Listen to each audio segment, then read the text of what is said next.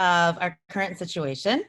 I've been listening to a lot of, some of my more questionable music choices, but I think it's an important message for us to start with.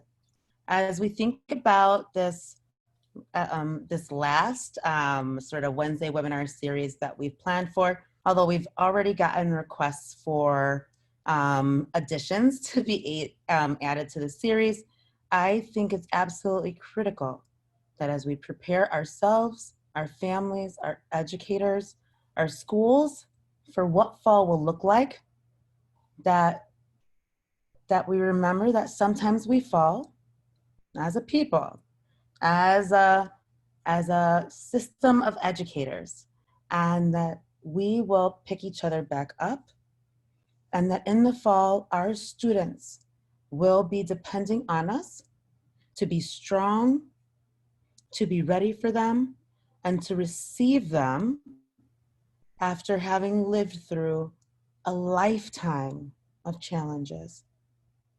So today, on June 3rd, we are going to talk about what it looks like to prepare all of our stakeholder groups for the uncertainty of the fall. Here we go. As some of you know, your facilitators today are your two rock stars from the Taju team. I am Alexandra Guilamo. I'm the CEO of Taju Educational Solutions. CEO stands for Chief Equity and Achievement Officer, because that is part of who we are and what we have always done. Megan, you want to introduce yourself? Absolutely. Hello, everybody. My name is Megan Trenda, and I am a consultant with Taju Learning. I'm having trouble, Amanda. It's not letting me put my video on. If you can let me have access to video so I can say hello. Try that. But I'm excited to be with you, Alexandra, today for this really important conversation, especially right now, given our current realities. Yeah. Alexandra, if you make Megan the co-host, I think she should be able to turn on her video then. Okay, so my good friends, because we are in the midst of multiple challenges and crises in the world, right? And the universe sometimes conspires against us or in favor of us. We are going to see if we can make a quick little adjustment so that everybody can also see us. A ver. Yo no sé lo que acabo de hacer, pero give me just one moment of technical difficulties, as always.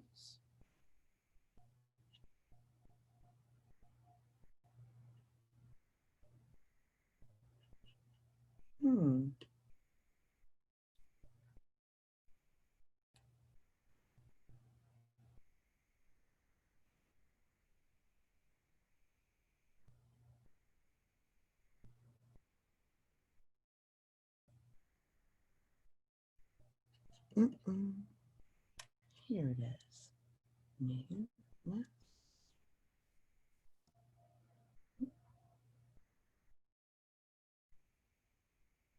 Okay. There we are. There you nice work, are. Alexandra. Yeah. Hi, everybody. Sorry, y'all. It takes me longer to do the average thing on technology than most. I am not a digital native, so we're still getting there. All right.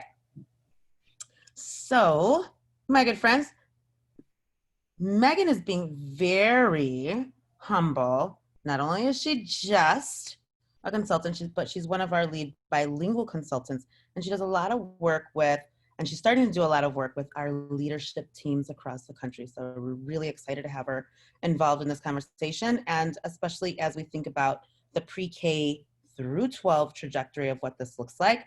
I think her experience in secondary schools is going to be really valuable to those of you that have questions out there. So let's move on. Ya vamos.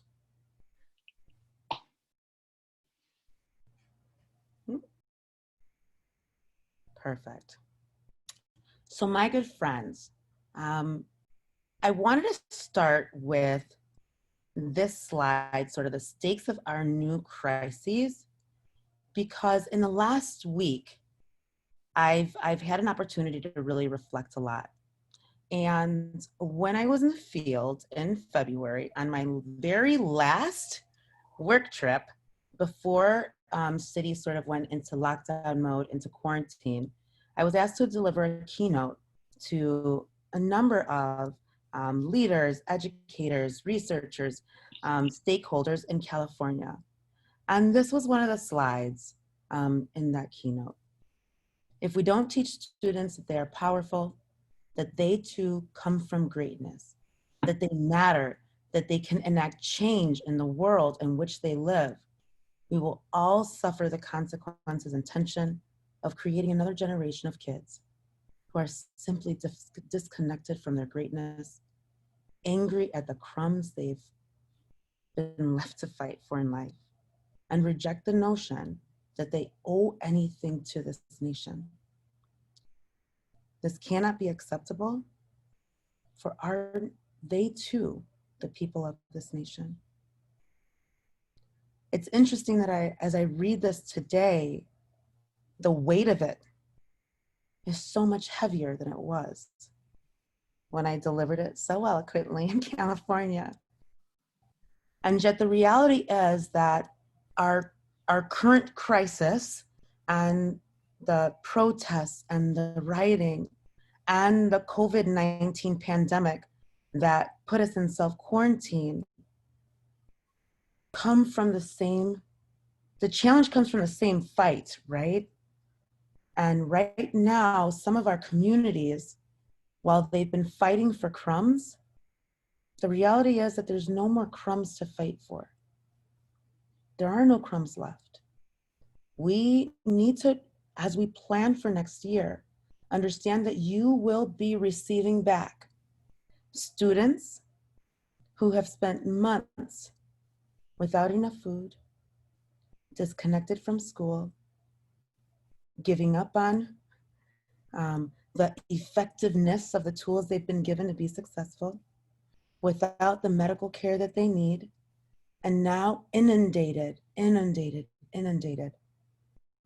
every place that they turn with messages of whether or not this is an issue worth fighting.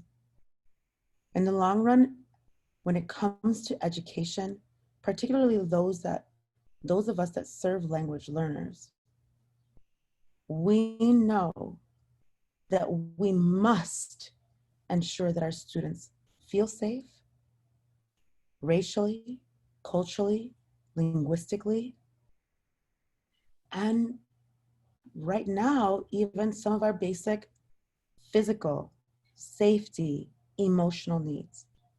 Please know that, as always, our equity framework, which stems from these stakes, right, will be heavy in terms of the recommendations and some of the key points that we outline during our Wednesday webinar today.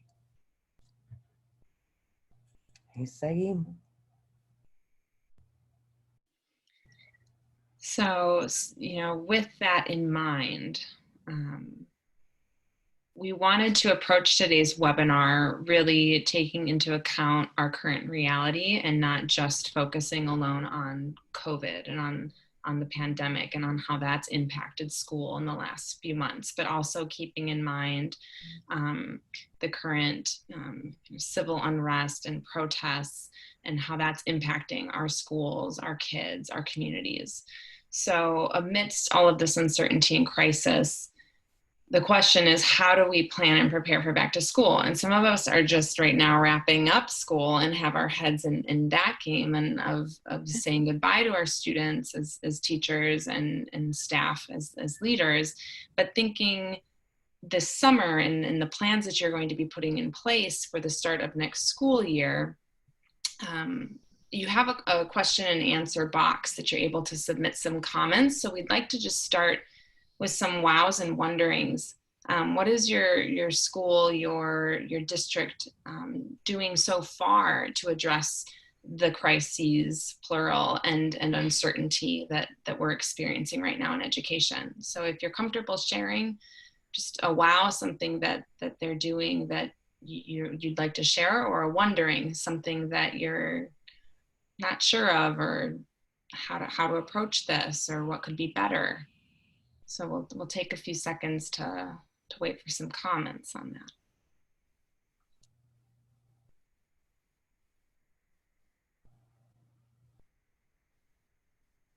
What is your district doing to currently support students, families, staff right now during this time of uncertainty and crisis? Mm-hmm. So Megan, if you're okay with it, once we have more of sort of the questions that are coming in, or the wows and wonderings, there's a couple of pieces that are naturally just aren't going to fit into what we've planned for the day. Mm-hmm. And if you permit me, I would love to just like sort of drop in the responses to those things. Mm-hmm.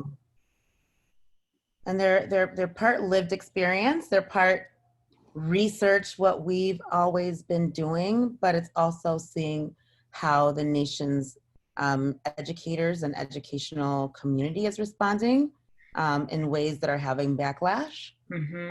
And ways that are having success. Awesome. Let's do it. Let's see. Mm-hmm. I love it. So there's some logistical questions that. A wondering that's come in. Yeah, I love it.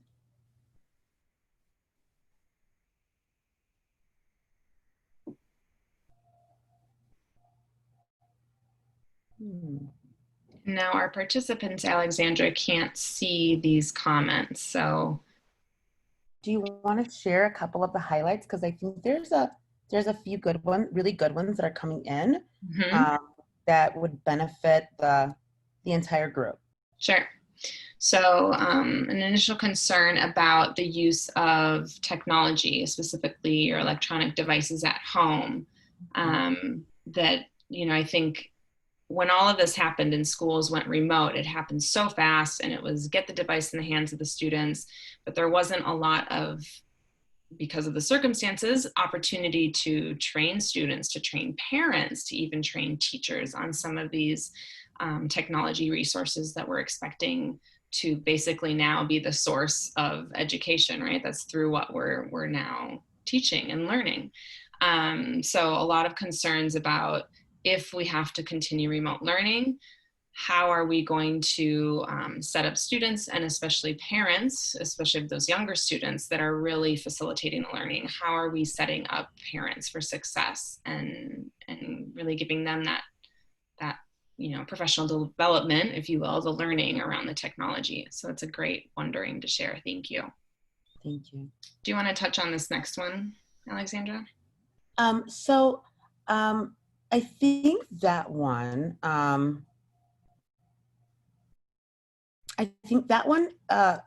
that you're pointing out to me, sorry, her and I are having like a little conversation because we're the only ones that see your questions in order to maintain the security of our session today. I think the question that's come up, Katrina, sorry, I'm naming you, right? We will address it within the webinar itself, but there is one question that came up that I think is a really interesting question that we didn't address, and that is like, what are we doing right now to help our families, to help our teachers, particularly for those schools that are still in session, navigate the uncertainty of right now and the immense anxiety that it's creating in some of our homes, right? So there's a couple of things. Number one is for those schools that already took the time to tap into those people that could build or had already built really strong relationships with their families, leaning on them during this time because they're already a source of trust, a source of peace, a source of security has been really important for those schools that already put that in place. The second piece is I want to make sure that everybody knows it is good to create a space for these conversations to happen, whether we are just getting into our first summer school session or we are still finishing up, as Chicago is, right? Our regular school year. I encourage you to open up a space for students to safely and for families to safely express how they're feeling. What I caution you is something that's had a backlash effect in a number of communities that I've spoken with so far.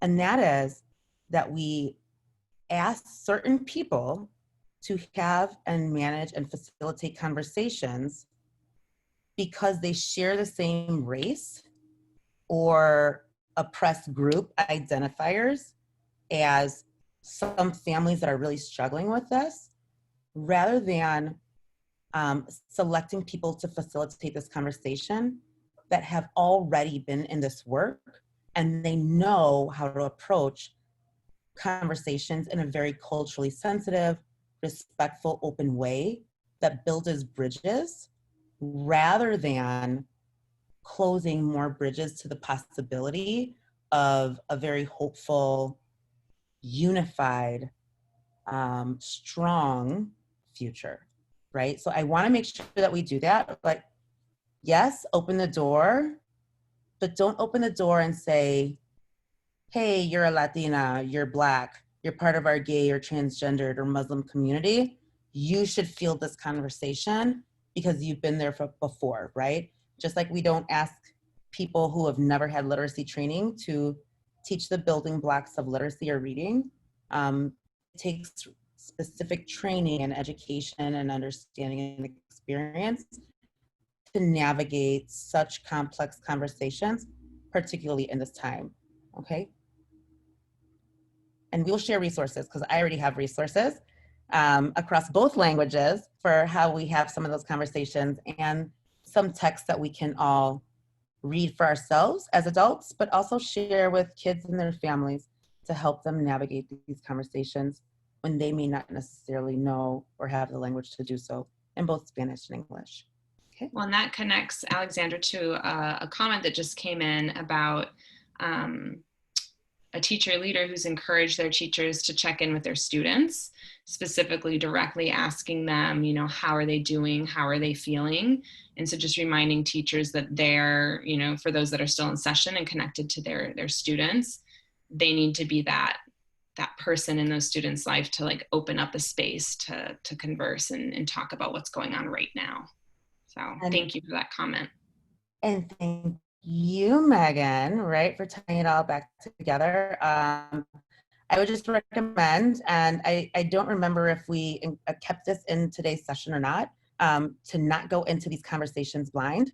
Just checking in and opening the door will be a door to Pandora's box because there is so much already that was under the surface of families that have been frustrated with the inequities that were already sort of being exposed by COVID-19, right? So make sure that you have the guidance, the tools, and the strategies to manage frustration, anger, sides from, right, perspectives on both sides. And if you don't, then you need to advocate for yourself and to your district to get those in order to fully be prepared for that conversation. Because in doing something, right, kind, to check in with your kids, to try to build a relationship, you don't actually want to burn bridges and make things worse. Great point. Right. Thank you for adding that. Y así es. Ahí seguimos. Vamos.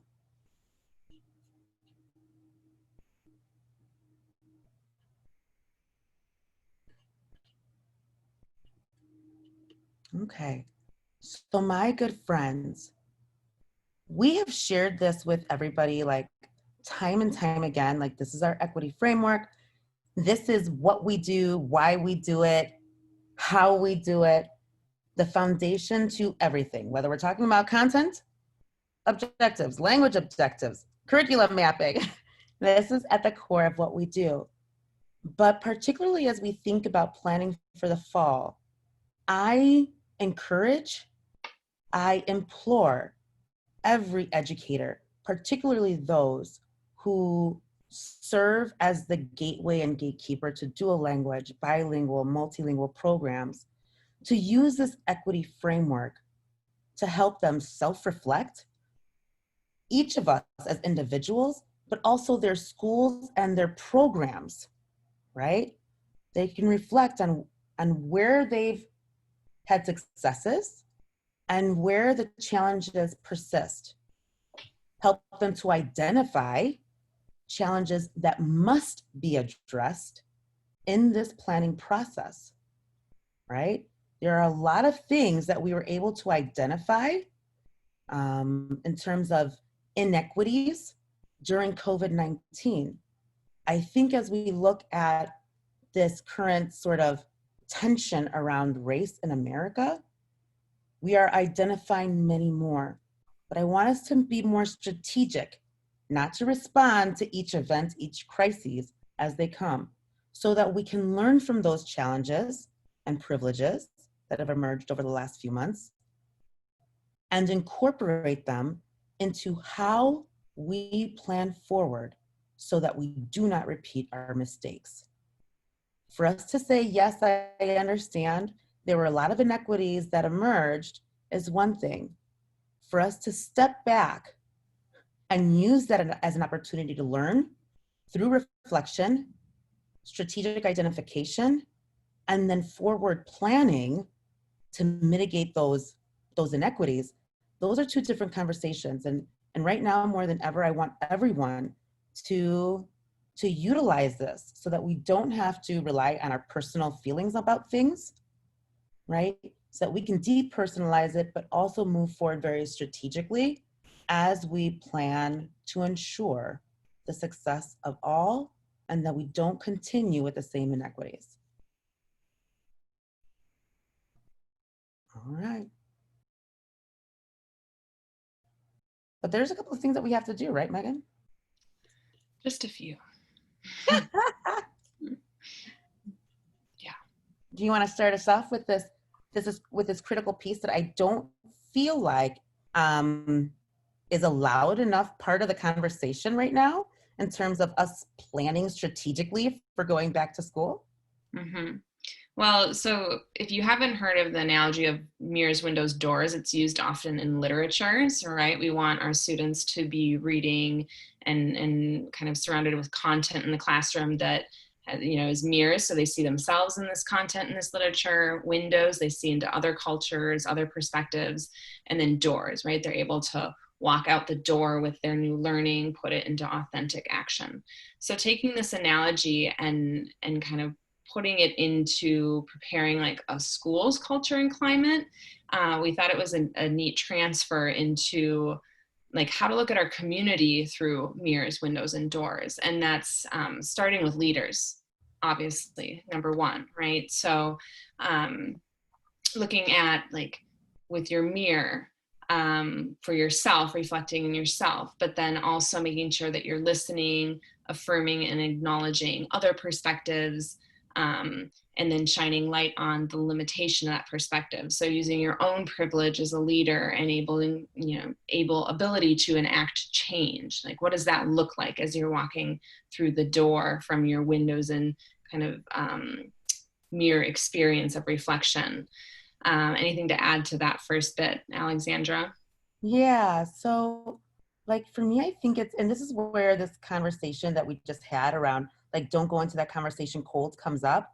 I think it's really important for us to start rebuilding our cultures and climates with an understanding that people are different. Mm-hmm. The world is different. Our kids are going to be different. Our staff members are going to be different. Mm-hmm. And we have to first start with just an ability to step back. And sometimes it's hard for us, like what we hear, because we don't agree, but we have to first listen and acknowledge the diverse perspectives that people will now come back with, right? And just be open to that But I also think that the staff, the adults in the building, are going to have to take some really strategic, thoughtful, explicitly planned time to shine a light on the limitations of that perspective, right? The life that I have led in the last 2 to 3 months is drastically different than the life that some students right now are leading. And so when we talk about, like how do we re-engage kids and build relationships and ensure a system that is more equitous, it has to start with understanding that what we've all been through in these last few months, our normal is very different, right? And we have to create a space for us to address that and understand the limitations of that, regardless of whether we came from a side of limitations and oppression, or of privilege and full access. Okay. So I want to make sure that we do that, and that your adults have the time, the training, the tools that will be needed before they receive their children in order to effectively reflect, right? Have their own time to be in a mirror so that they can understand and be more sympathetic and leverage, the experiences of their students as their students come back with windows that are very different than their own, okay? When we talk about time, training, and tools, I want us to think about what professional readings and student readings, maybe anchor texts or read alouds, might be necessary. What guidance in terms of how to have these conversations, who should have these conversations, what questions we should have when we stop the conversations because it's creating an unsafe space for certain groups. What partnerships are going to be necessary? Some of us already had organizations that were in the building doing some of this work. And some of us are going to have to reach out to organizations that help us to both navigate the conversations that we have to have about race, because we had previously not had those. And we are also going to have to form partnerships with organizations that can help us bridge the gap between language and culture, which are two completely different things. So I want to make sure that we take some time to just, like we said, we have to start with reflecting, right, Megan? Mm-hmm. So let's think about what our districts have already done in prior times to build a strong culture and climate. Because we don't have to do everything from scratch. This isn't throw out the baby with the bathwater, which I don't necessarily know that I understand that feature. Right? Like I want to, what have we already done? What has already been effective before we left for the COVID-19 pandemic? Okay. We're going to take, how many minutes do you think, Megan? It's like a minute or two.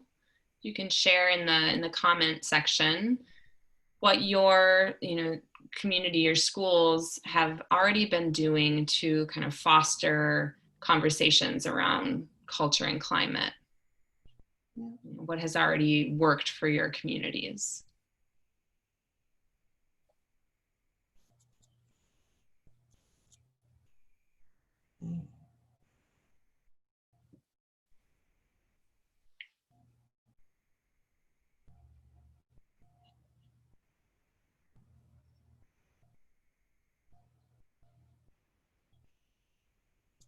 Okay.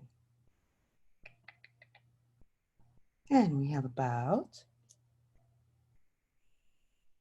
1 more minute. We're trying to keep these at like real measurable minutes. We try. I'm no good at it.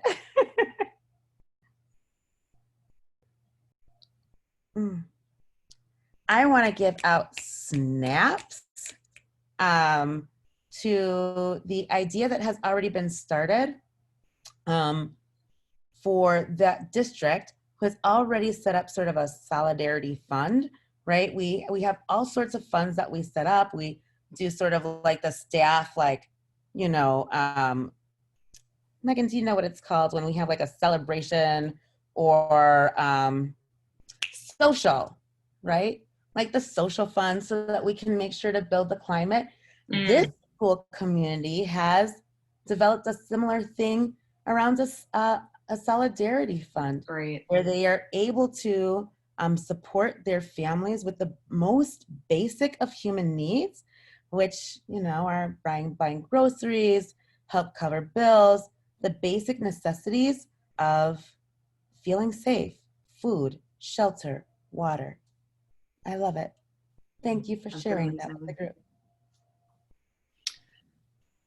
Another comment has come in, something that their school has done is create a school council. So it provides an opportunity for parents to bring up concerns. That's great, because we know that we have to involve families in this building of culture and climate, right? And around decisions that are being made, we have to hear parent and family voices in this. That's wonderful.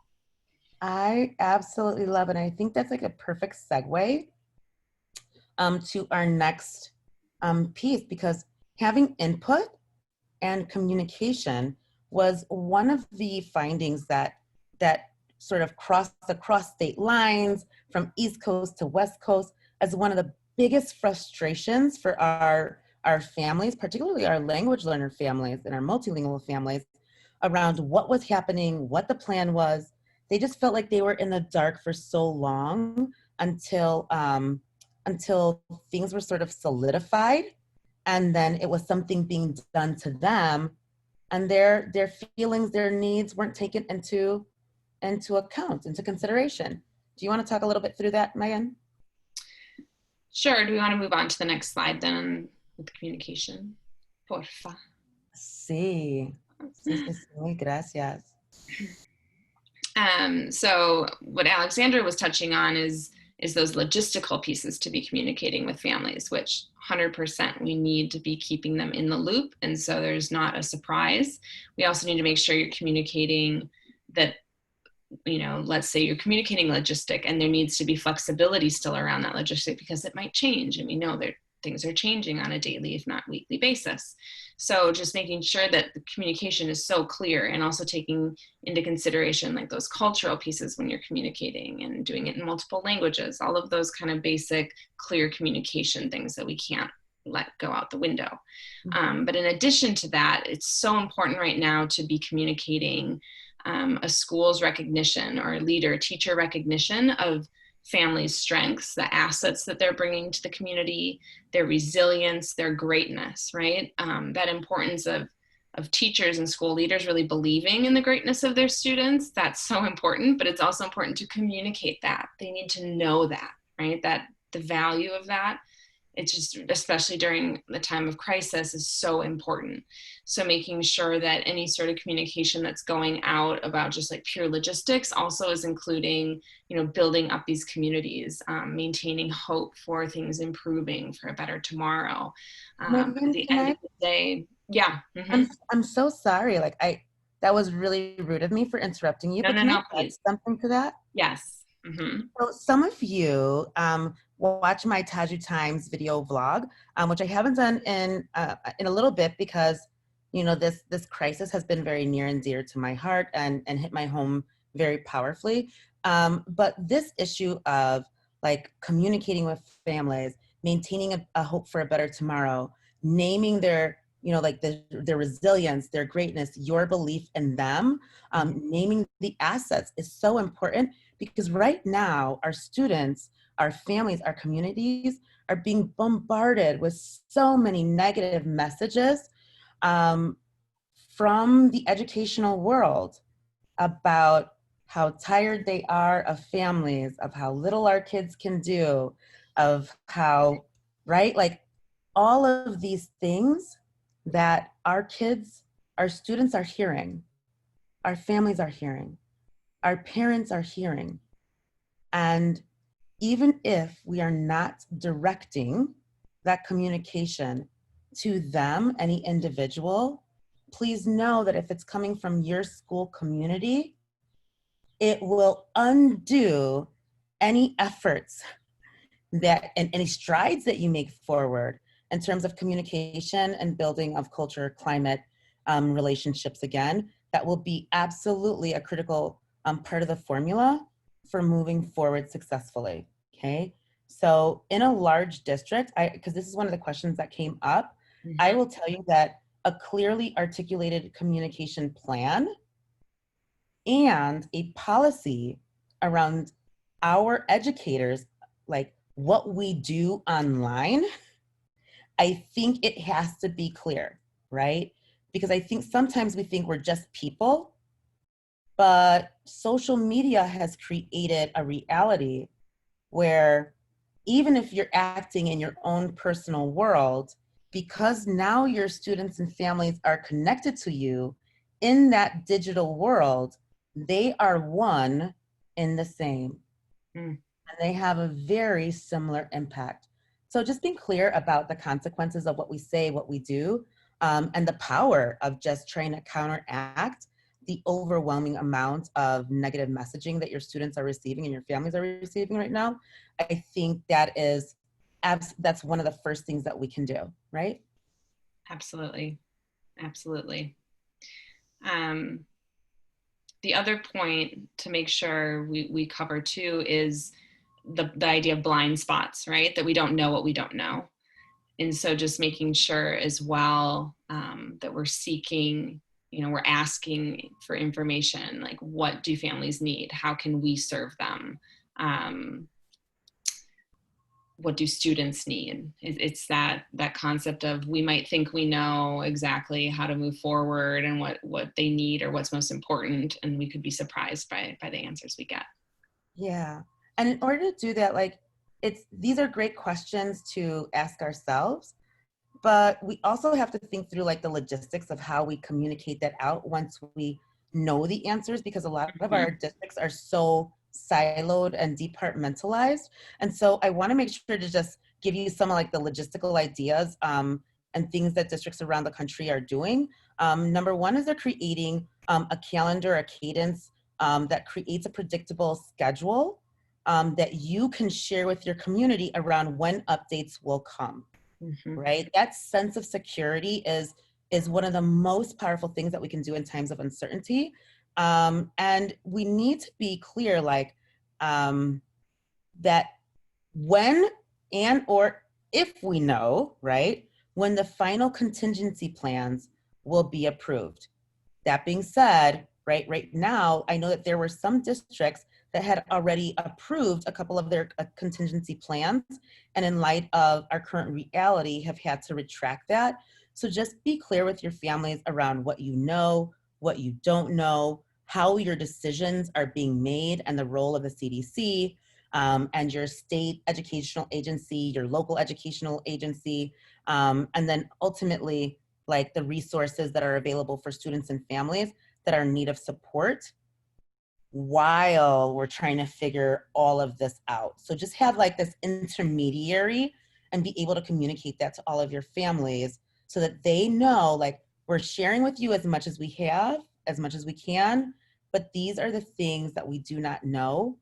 And that plan should be a 1-pager or a 2-pager at best that every single district employee should have at their fingertips, particularly the bigger you get.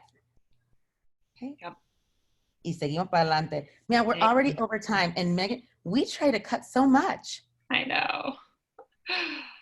All right. So, do you want me to start this one off? Yep. So there's a couple of things that we need to anticipate when we come back.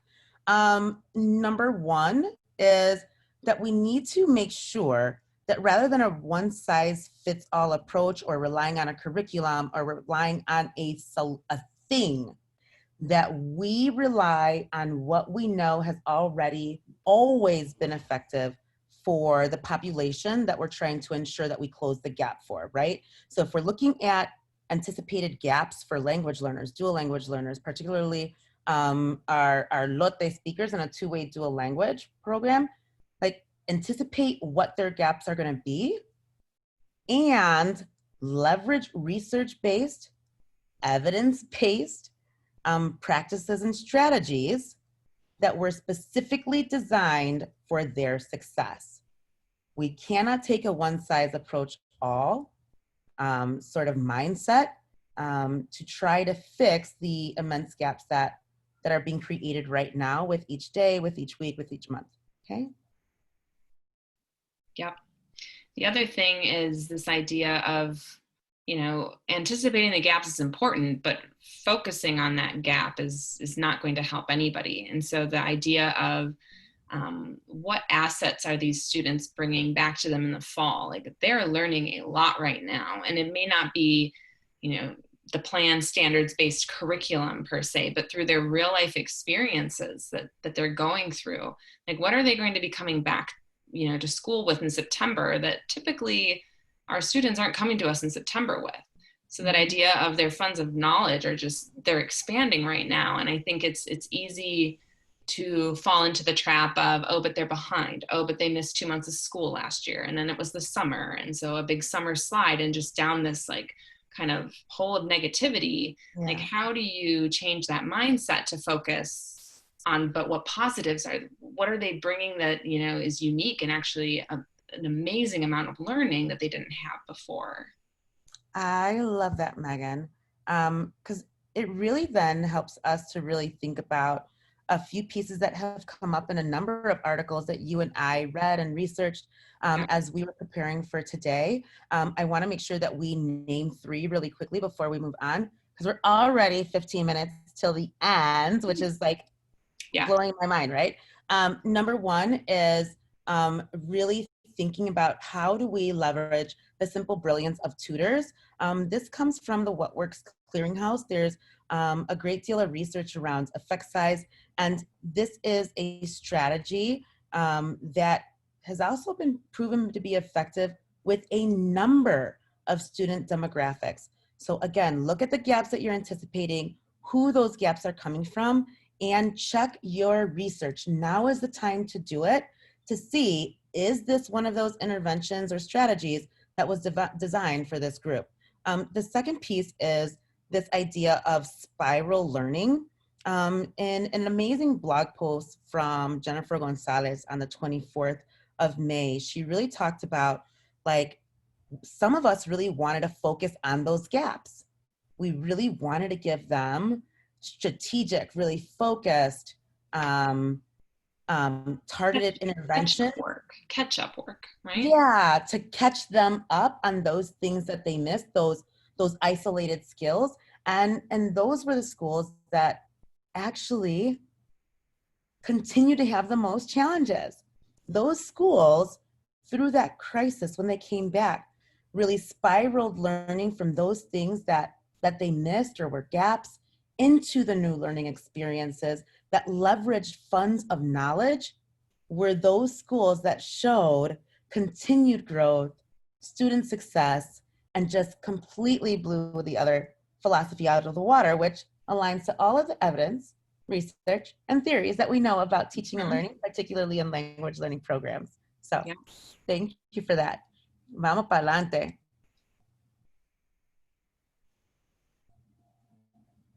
Okay.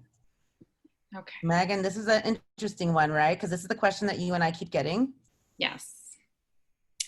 So thinking about specific logistics, and we don't want to get too much in the weeds here of specific contingency plans, because even within one like metropolitan area, you're going to have multiple districts or schools doing different plans. But what is clear is that we need multiple, they need to be flexible, they need to keep safety at the forefront, and they need to be clearly communicated. So approaching that with our dual language lens and in keeping our 3 pillars, which is our foundation, bilingualism and biliteracy, high academic grade level achievement, and your socio-cultural, your socio-cultural competence, how does that play into contingency plans, right? What do we need to be considering when we're looking at all these options as a dual language program? So Alexandra, if you want to kind of start digging in. Yeah, so As we've worked with districts and we were researching, there's sort of 6, or I guess there's 7, right? Like contingency plans for what the fall will look like. Kind of common ones that Yeah, have like been pulled together. these are the common themes that are coming up based on current CDC recommendations, which might change, right? So there's alternating days or half days, cohorts, selective return of grade level students or teachers, one course at a time, one room schoolhouse, individual learning plans, and keep the current reality. I will tell you that we have highlighted 3 because they are the friendliest to our dual language programs that have unique scheduling implications already. What I would like to say is, number 1, none of these 3 are the perfect match for every district across the country. You have to plan for multiple contingency plans. You're going to have to plan for a possible rotating schedule, even if that wasn't part of your original plan, for a number of reasons. And we have to plan within these 3 options, provided that it keeps your students safe, not for a less effective program model that is already designed to accelerate learning, ensure equity, and embed social justice in the way we do school. Okay? So that's a very heavy statement to make, right? We're not talking about what your program model is. We're not talking about whether we're a 90-10 or a 50-50, but whether it's self-contained or side-by-side, or whether we intended on it being a self-contained day-to-day, right? Everybody receives access to both languages of instruction every single day. And now we have to go to an alternating schedule in order to split up the groups. Those are the considerations that we should be sort of discussing right now so that we can ensure continuation with what is already intended to be an accelerator of learning and mitigator of gaps, particularly for language learners that have already existed in the traditional school structure for them, okay?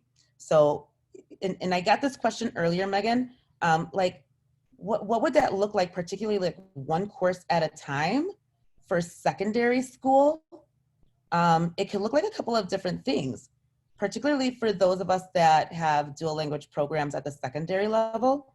It could be really thinking about what the stronger or more proficient language is for your students and what credits and courses they need for the seal of biliteracy, allowing them to take those course credits that they are most proficient in at home, and then only take those courses at school that are required in the seal of biliteracy track that they need the linguistic support from that teacher, okay? Does that make sense? Please throw out questions in the chat box if that particularly, that example doesn't make sense to you. I think it's just, we have to make sure that we are standing firm in the program model that is most effective rather than changing programs through the contingency planning process to something that creates more gaps. Okay. All right, we're moving along.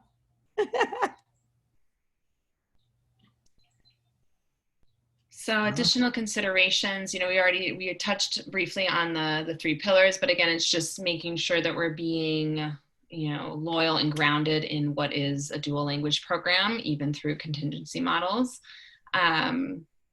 Looking at different ways of coordinating instruction, thinking about our community partnerships, different organizations in the community that can help make connections for us and communicate, connect with our student populations, looking at teacher coaching. Oh, right now, teacher coaching is more important than ever to support maximizing our both remote learning, but also then when we do have some, are allowing some face-to-face time, like how are we capitalizing on that face-to-face time?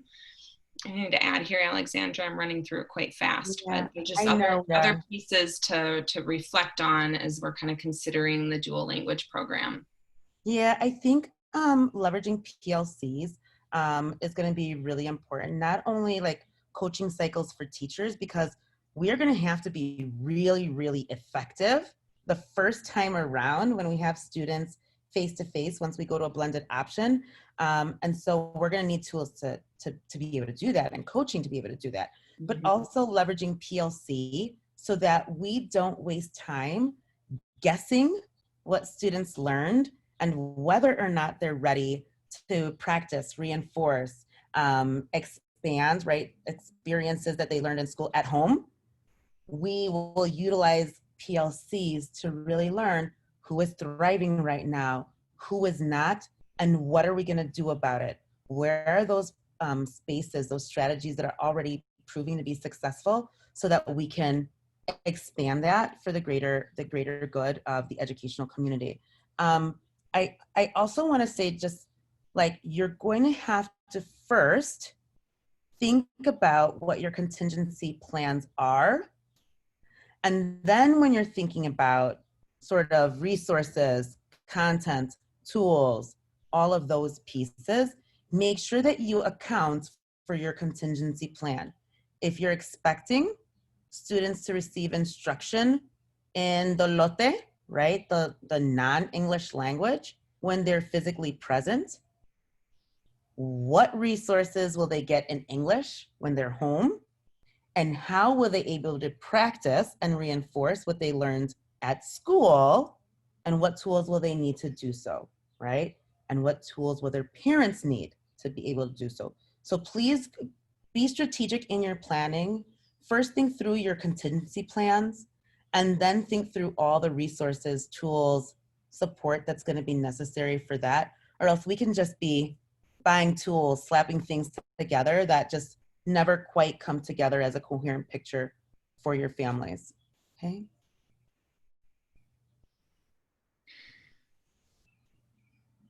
Okay.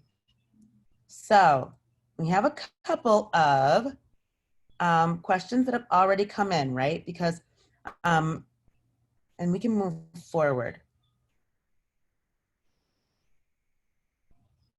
Like, the question is like, what about our parents that don't have the skills in subject areas? Rather than talk about all subject areas, I think we need to be very clear about what's going to happen at school and what within each of those subject areas are parents going to have to manage and mitigate, and in what language, right?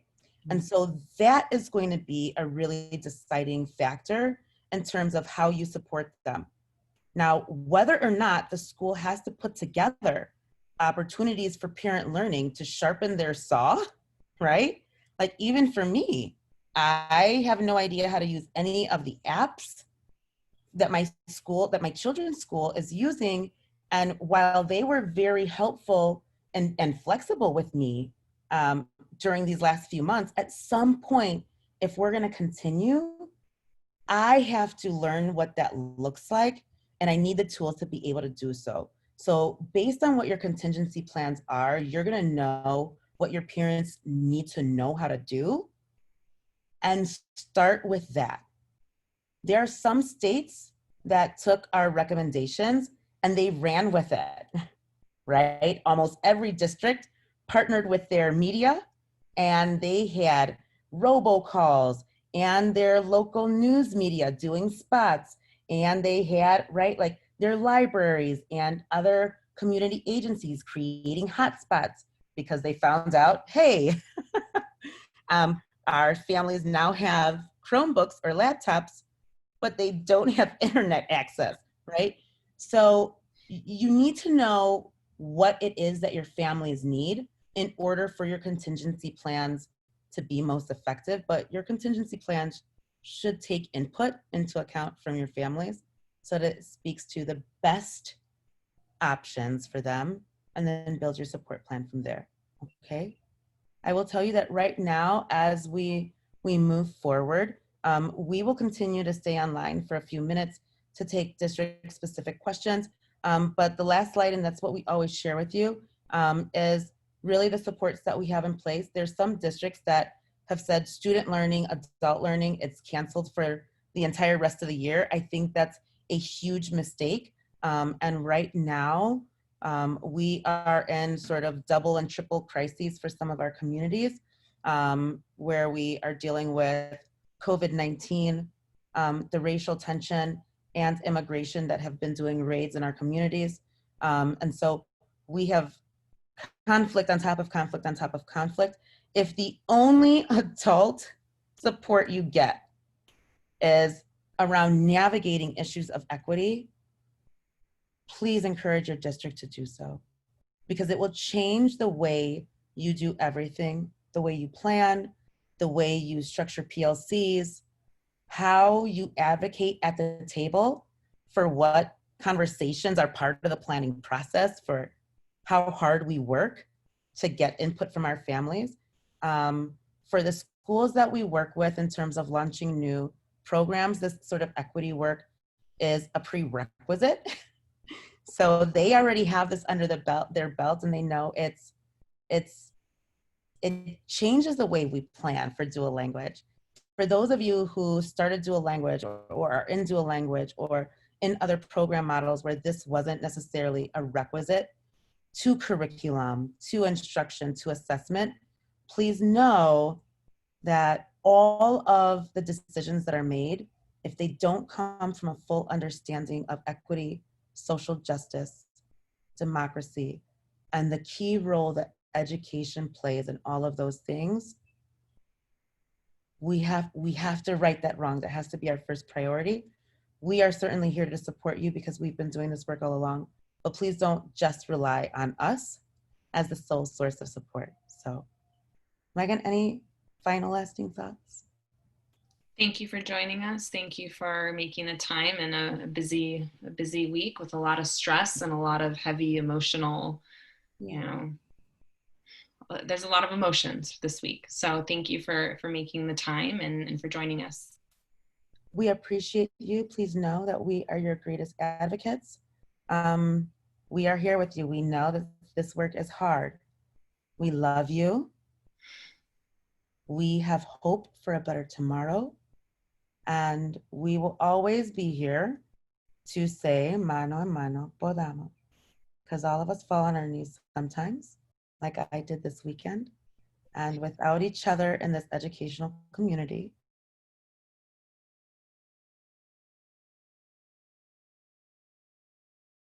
we will be lost. And our kids are depending on us.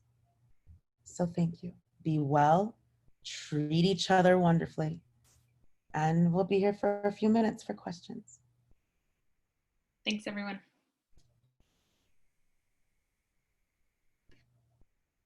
Ay, ahí están todos. This is the first time I can see my face. Yo no veía nada. Let's see. A ver. Ay, sí hay preguntas. Yo creo que hay preguntas que están. Thank you, Maria, for also being an advocate to all ELs. Thank you. Yep. It isn't easy to be an advocate right now. It is not easy. A ver. Sonrisas. Cuídate mucho. Ay, igual. Hasta la próxima. Cuídate mucho, también. Remember, we need as many advocates at the table as possible, but we also must speak our truth. Okay. Yo creo que lo podamos dar como 3 minutos más, ¿verdad? Aunque tenemos... Podemos dejar de grabar, ¿no? Oh, sí, ay, sí.